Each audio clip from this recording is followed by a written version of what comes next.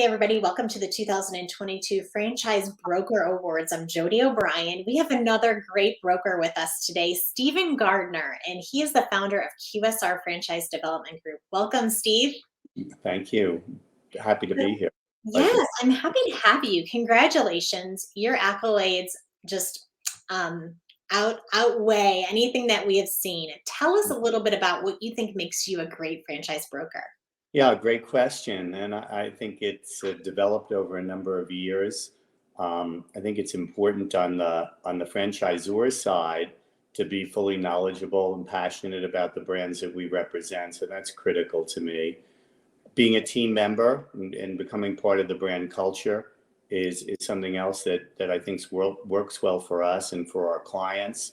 It shows that we're committed to the brands that we work for and represent. On the franchisee side, it's being a great listener, bonding with them, trying to answer all of their questions in a timely fashion, keeping open communication with them, reviewing the disclosure documents that they've received, answering their questions in that regard, assisting them at discovery days, which we create for a lot of our brand partners and clients, taking them through the negotiations that are possible for developing the franchise, whether that goes to territory negotiations or language modifications that will make the voyage a little bit easier for them and more palatable. And it needs to be a win-win for both sides. So in order for it to be successful, everybody has to win, in my view. Well, it's funny because talking to franchisees, of course, over the country, all around the country, they say sometimes the one thing that trips them up, that one red flag or that question that they have during the process is those documents, because sometimes those documents can get wordy and they really do need help deciphering. And I always hear that it's brokers like yourself who help them figure it out. So I have to imagine that that's quite satisfying. It is, and we do write these or help to write these documents for our clients with the various attorneys that we utilize. So, we're ultimately familiar with all the documents that for the brands that we're representing. In many cases, we've helped them to create it if it's an emerging brand, which is what we really specialize in. Although worked with other more developed brands just on the sales and development side, and others from emerging to 1 or 2 locations to taking them up to 30 to 50, where they can then internally hire the support staff that they need at that time because they can afford to do that. But in the meantime, we provide that bridge to get them from here to there, not having to hire a marketing person or a development person or social media person or real estate person. So we kind of leverage that, and it becomes much more cost effective for them until they get to that critical point. I love that. So tell us, what do you think you would say to somebody who's trying to break into the industry, who's trying to become a Steven Gardner? That's a great question. I would say that initially to get involved everywhere. So maybe be a mentee for somebody who has industry experience and validation. Attend as many industry events as possible, networking, real estate events, legal symposiums, expos, seminars, all of the above at any particular time other than COVID. Obviously, I would typically go, and am now this year going to anywhere from 8 to 10 or 12 events a year, and joining the IFA or joining all of the associations, but IFA in particular to get the benefit of the education and the seminars and industry standards and best standards will really give you a full education about the franchise world. And also you meet a lot of great people that I feel in this industry, people are very willing to give up their time for new people and advice, more so than many others. And that's really been a benefit to me, and I think could be a benefit for anyone else as well. Well, what advice do you have for franchisors who are looking to bring in more franchisees this year?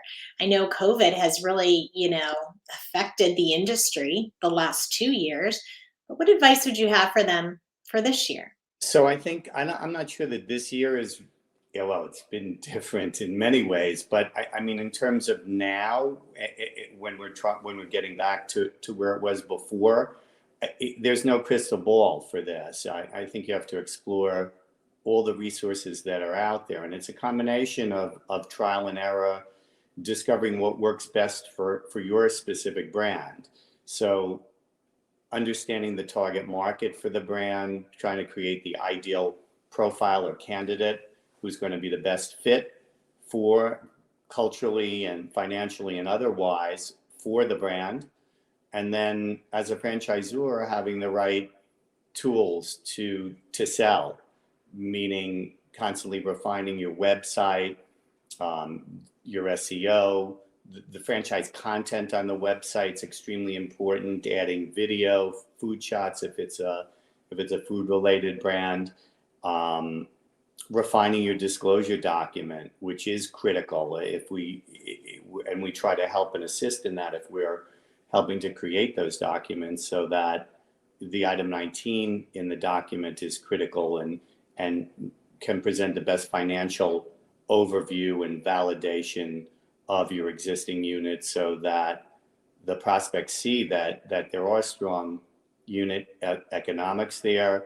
They want to know about the support and training that the brand is going to provide as well. Those are all critical components, and everything has to be right for it to be a good fit, and for franchisees to jump on board today as at any other time. But I think the industry seems to be just overflowing with quality prospects. I've seen over the last 6 months. So there's a bigger demand, I think, now than ever because of some of the COVID reactions and the fact that people are looking to control their own lives and have a better quality of lifestyle and family time. And these are things that you can do if you're in your own business and you controlling your own destiny. So I think it's a big benefit today, and it's attracted a far greater, more qualified audience, I think.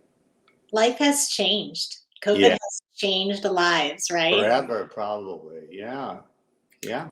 Well, so what does winning look like to you? Mm.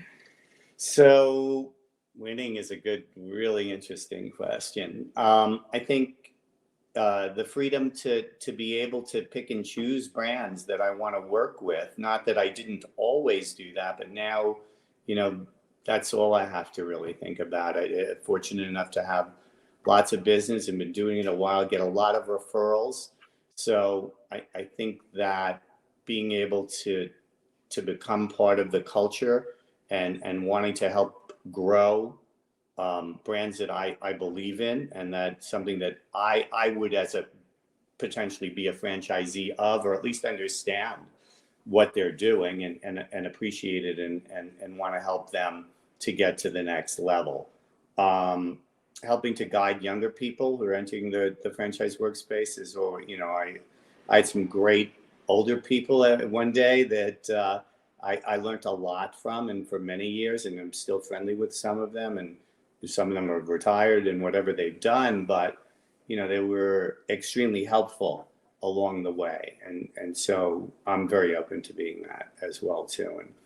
And I guess helping to develop a winning brand from an emerging brand is probably the most attractive thing for me, because you've got this little kind of embryo baby of someone's, right, that you can help to grow and be successful. So if that can happen, and it doesn't always happen, but when it does, it's very rewarding. So I think that's winning too. I can imagine. Steven Gardner, founder of QSR, thanks for being with us. Oh, my pleasure. Thanks for having me. Congratulations. Right. Bye-bye.